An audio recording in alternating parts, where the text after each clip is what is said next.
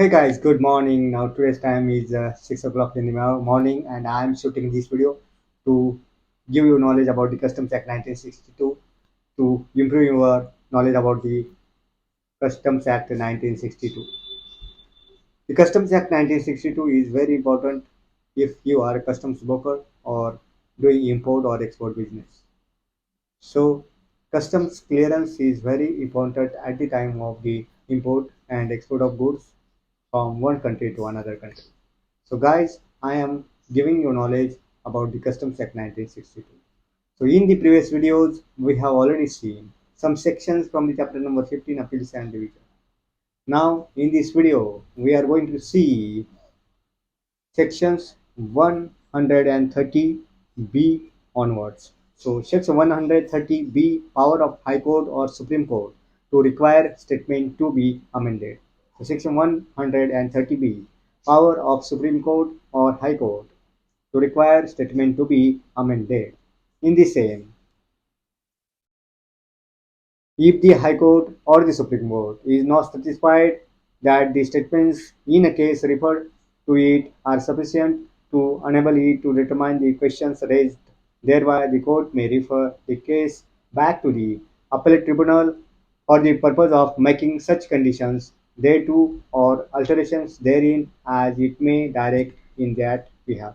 So section 130B, power of High Court or Supreme Court to require statement to be amended. Section 130C, case before High Court to be heard by not less than two judges. Section 130C, case before High Court not heard than less than two judges. So in the same subsection 1, when any case has been referred to the High Court under section 130 or section 130A, it shall be hereby a bench of not less than two judges of High Court and shall be decided in accordance with the opinion of the such judges or of the majority, if any of such judges. Subsection 2.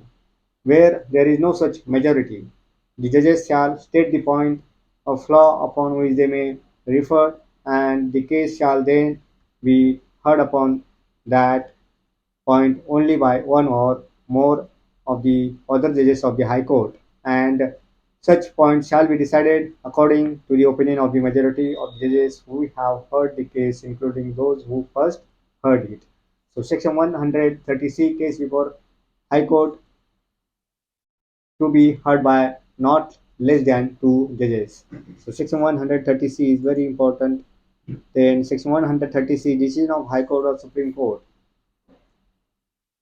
on the case stated. Section 130D, decision of High Court or Supreme Court on the case stated. In the same subsection 1, the High Court or the Supreme Court, hearing any such case, shall decide the questions of law raised therein and shall deliver its judgment thereon containing the grounds on which such decision is founded, and a copy of the judgment shall be sent under the seal of the court and signature of the registrar to the appellate tribunal, which shall pass such orders as are necessary to dispose of the case in conformity with such judgment.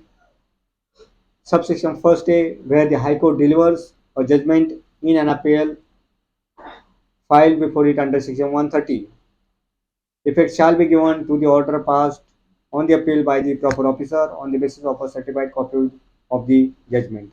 Subsection 2. The cost of any reference to a High Court or an appeal to the High Court or the Supreme Court, as the case may be, which shall not include the fee for making the reference, shall be in the discretion of the court. Section 130D, decision of High Court or Supreme Court on the case stated. Section 130E, appeal to Supreme Court. Section 130E, appeal to Supreme Court. An appeal shall lie to the Supreme Court from clause A, any judgment of the High Court delivered. The clause first, in an appeal made under section 130, sub clause second, on a reference made under section 130 by the appellate tribunal before the first day of July 2003. Sub clause 3, on a reference made under section 130A. In any case which on its own motion or on an oral application made by or on behalf of the party aggrieved immediately after passing of the judgment. The High Court certifies to be a fit one for appeal to the Supreme Court. Or clause B, any order passed before the establishment of the National Tax Tribunal by the appellate tribunal relating, among other things, to the determination of any question having a relation to the rate of duty of customs or to the value of the goods for the purposes of assessment. So section 130 appeal to Supreme Court. Section 130 appeal to Supreme Court. So Section 130F hearing before Supreme Court. Section 130F hearing before Supreme Court. Subsection 1 in the Section 130F hearing before Supreme Court. The provisions of the Code of Criminal Civil Procedure 1908 5 of 1908 relating to appeals to the Supreme Court shall, as far as may be, apply in the case of appeals under Section 130E as they apply in the case of appeals from decrees of a High Court, provided that nothing in this subsection shall be deemed to affect the provisions of subsection 1 of section 130D or section 131. Subsection 2, the cost of the appeal shall be in the discretion of the Supreme Court. Subsection 3, where the judgment of the High Court is varied or reversed in the appeal, effect shall be given to the order of the Supreme Court in the manner provided in section 130D in the case of a judgment of the High Court. So, subsection 3, where the judgment of the High Court is varied or reversed in the appeal, effect shall be given to the order of the Supreme Court in the manner provided in section 130D in the case of a judgment of a High Court. So, section 130F hearing before Supreme Court. Now, section 131 sums due to be paid notwithstanding reference, etc. Section 131 sums due to be paid notwithstanding reference, etc. Notwithstanding that a reference has been made to the High Court or the Supreme Court or an appeal has been preferred to the Supreme Court. Under this Act, before the commencement of the National Tax Tribunal Act 2005, sums due to the government as a result of an order passed under subsection 1 of section 129B shall be payable in accordance with the order so passed. So section 131 sums due to be paid notwithstanding reference, etc. Section 131A exclusion of time taken for copy. Section 131A exclusion of time taken for copy.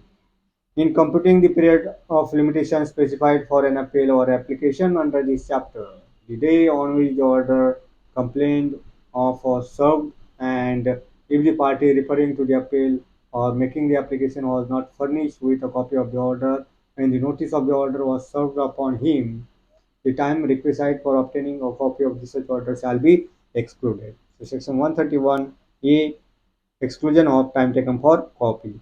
Section 131B transfer of certain pending proceedings and transitional provisions. Section 131B transfer of certain pending proceedings and transitional provisions. Subsection 1, every appeal which is pending immediately before the appointed day before the board under section 128 as is stood immediately before that day, and any matter arising out of or connected with such appeal and which is so pending shall stand transferred on that day to the appellate tribunal, and the appellate tribunal may proceed with such appeal or matter from the stage at which it was on that day, provided that the appellant may demand that before proceedings further with the appeal or matter he may be reheard.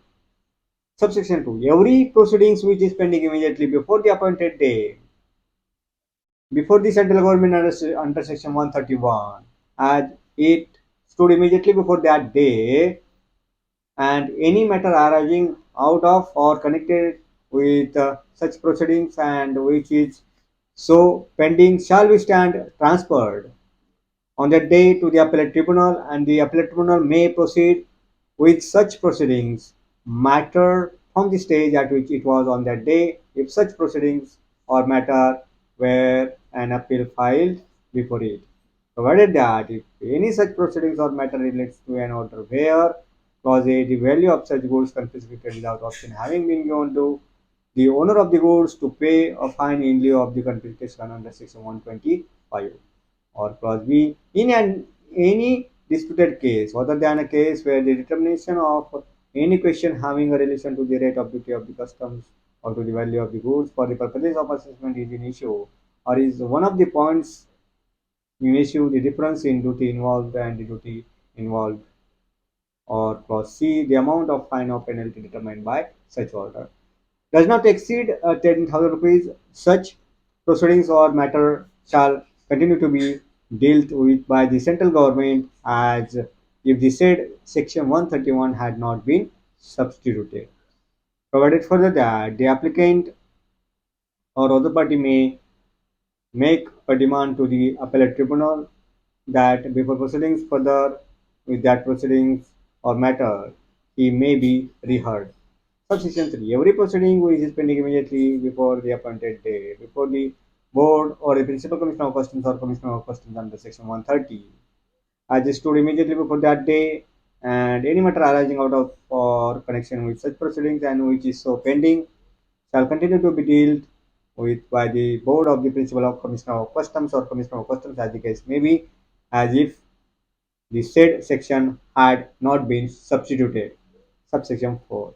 Any person who immediately before the appointed day was authorized to appear in any appeal or proceedings transferred under subsection 1 or subsection 2 shall, notwithstanding anything contained in section 146A, have the right to appear before the appellate tribunal in relation to such appeal or proceedings. So, Section 131BA.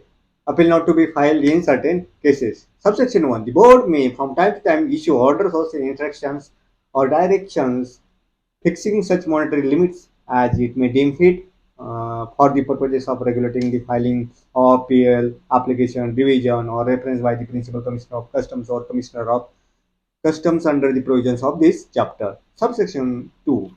Where in pursuance of the orders or instructions or directions issued under subsection 1, the Principal Commissioner of Customs or Commissioner of Customs has not filed an appeal, application, revision, or reference against any decision or order passed under the provisions of this Act, it shall not preclude such Principal Commissioner of Customs or Commissioner of Customs from filing any appeal, application, revision, or reference in any other case involving the same or similar issues or questions of law. Subsection 3. Notwithstanding the fact that no appeal, application, revision, or reference has been filed by the Principal Commissioner of Customs or Commissioner of Customs pursuant to the orders or instructions or direction issued under subsection 1, no person being a party in appeal, application, revision, or reference shall contain that the Principal Commissioner of Customs or Commissioner of Customs has acquiesced in the decision on the disputed issue by not filing appeal, application, revision, or reference. Subsection 4. The Commission appeal or the appellate tribunal or the court hearing an appeal, application, revision, or reference shall have regard to the circumstances under which the appeal, application, revision, or reference was not filed by the Principal Commissioner of Customs or Commissioner of Customs in pursuance of orders or instructions or directions issued under subsection 1. Subsection 5. Every order or instruction or direction issued by the board on or after 20th day of October 2010, but before the date on which the finance bill 2011 received the assent of the President, fixing monetary limits for filing appeal, application, division, or reference shall be deemed to have been under subsection 1, and the provisions of subsection 2, 3, 4 shall apply accordingly. So, section 131BA, appeal not to be filed in certain cases. Section 131C is definition. Section 131C is definition in the chapter. For the appointed day means the date of coming into force of the amendments of this Act specified in Part 1 of the fifth schedule to the Finance Number 2 Act 1980, 44 of 1980. Clause B, High Court means. Subclause first, in relation to state, the High Court for that state. Subclause second, in relation to Union territory which the jurisdiction of the High Court of a state has been extended by law, that High Court subclause third in relation to the Union territories of Dadra and Nagar Haveli and Daman and Diu, the High Court at Bombay. Subclause 4 in relation to any other Union territory, the High Court of Civil Appeal for that territory other than the Supreme Court of India. Clause C, President means the President of the Appellate Tribunal. Section 131C, definitions. So, chapter 15, Appeals and Revision. In the same, we have seen sections 128, Appeal to Commissioner Appeals, Section 128A, Procedure in Appeal, Section 129, Appellate Tribunal, Section 129A, Appeals to the Appellate Tribunal, Section 129B, Orders of Appellate Tribunal, Section 129C, Procedure of Appellate Tribunal, Section 129D, Powers of Committee of Principal Commissioner of Customs or Chief Commissioner of Customs or Principal Commissioner of Customs or Commissioner of Customs to pass certain orders. Section 129D omitted. Section 129D revision by central government. Section 129E deposit of certain percentage of duty demanded or penalty imposed before filing appeal. Section 129E interest on delayed refund of amount deposited under Section 129E. Section 130, Appeal to High Court. Section 130A, Application to High Court. Section 130B, Power of High Court or Supreme Court to require statement to be amended. Section 130C, Case before High Court to be heard by not less than 2 days. Section 130D, Decision of High Court or Supreme Court on the case stated. Section 130E, Appeal to Supreme Court. Section 130F, Hearing before Supreme Court. Section 131, Some due to be paid, notwithstanding reference, etc. Section 131A, Exclusion of time taken for copy. Section 131B, Transfer of certain pending proceedings and transitional provisions. Section 131BA, Appeal not to be filed in certain cases. Section 131C, Definitions. So, Section 15, Appeals and Revision, very important in the Customs Act 1962. You have to listen these videos again and again to improve your knowledge. So guys, we'll meet you again in the next video with another chapter and another section of the Customs Act 1962.